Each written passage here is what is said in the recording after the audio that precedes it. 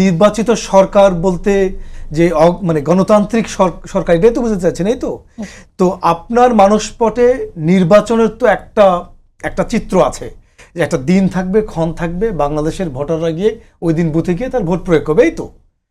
বাংলাদেশ একটা অভূতপূর্ব গণ অভ্যুত্থানের মধ্য দিয়ে, একটা এক্সেপশনাল সার্কামস্টান্সের মধ্য দিয়ে একটা নতুন কাইন্ড অফ স্বাধীনতার হয়েছে। এখন সেখানে এই পতিত যারা ফ্যাসিস্ট এবং তাদের দোসর, তারা ছাড়া বাংলাদেশের সব রাজনৈতিক দল, মেম্বার্স অফ সিভিল সোসাইটি, যত মানুষ আছে, তারা সবাই স্বতঃস্ফূর্তভাবে মিলেমিশে একাকার হয়ে সবাই প্রফেসর ইউনূসকে প্রধান উপদেষ্টা আকারে বসিয়েছে। এখন এখানে আপনি অনির্বাচিত বলার সুযোগ আছে? এটাকে তাহলে আপনি কি বলবেন? তাহলে কিসের ভিত্তিতে বসিয়েছে? উনি কি জোর করে এসে? উনি তো দেশেই ছিলেন না। উনি তো বলেছেন যে আমি তো এই কাজের লোক নই, উনি রাজিও ছিলেন না।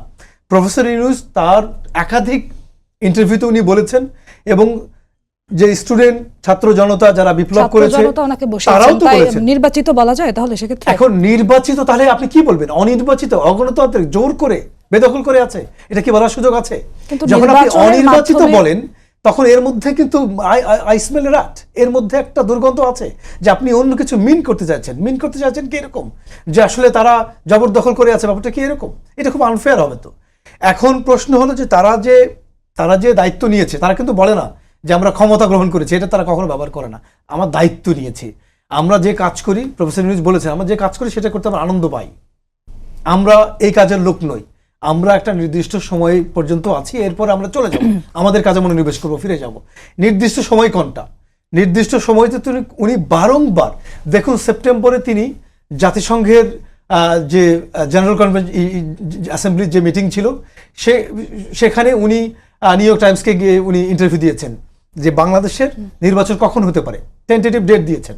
ঠিক একই কথা তিনি 16 ডিসেম্বরেও তিনি একই কথা জাতির উদ্দেশ্যে ভাষণও তিনি বলেছেন, রিসেন্ট ইন্টারভিউগুলোতে তাই বলেছেন। উনি কনসিস্টেন্টলি তার জায়গায় টেন্টেটিভ ডেট নিয়ে উনি ঠিক আছেন।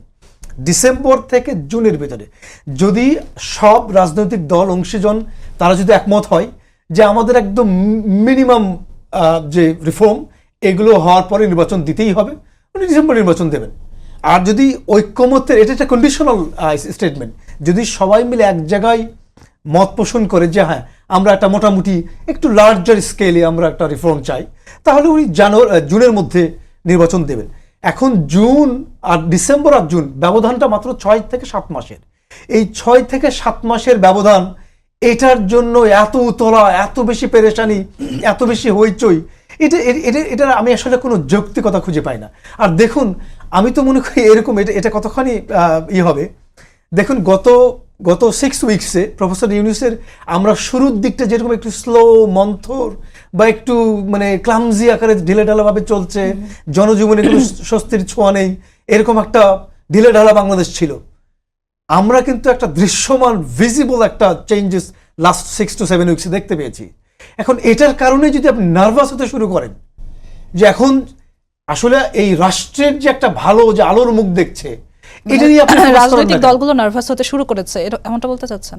না, আমার একটা প্রশ্ন যে আপনি এটা কি যে প্রফেসর ইউনূস যে আপনাকে, এই যে দেখুন কয়েকটা জিনিস দেখুন, যে এই রমজানে আমরা সবাই আশঙ্কা করছিলাম যে রমজানে আসলে কি দ্রব্যমূল্যের যে প্রাইস হাইক, এটা এত বেশি সিরিয়াস হবে কিনা, যে এটা কি আমাদের অ্যাফোর্ডেবিলিটির বাইরে চলে যাবে কিনা। এটা কিন্তু আমাদের চিন্তার চেয়েও কম ছিল, খুব সুন্দর সহনীয় পর্যায়ে ছিল, অ্যাফোর্ডেবিলিটির মধ্যে ছিল।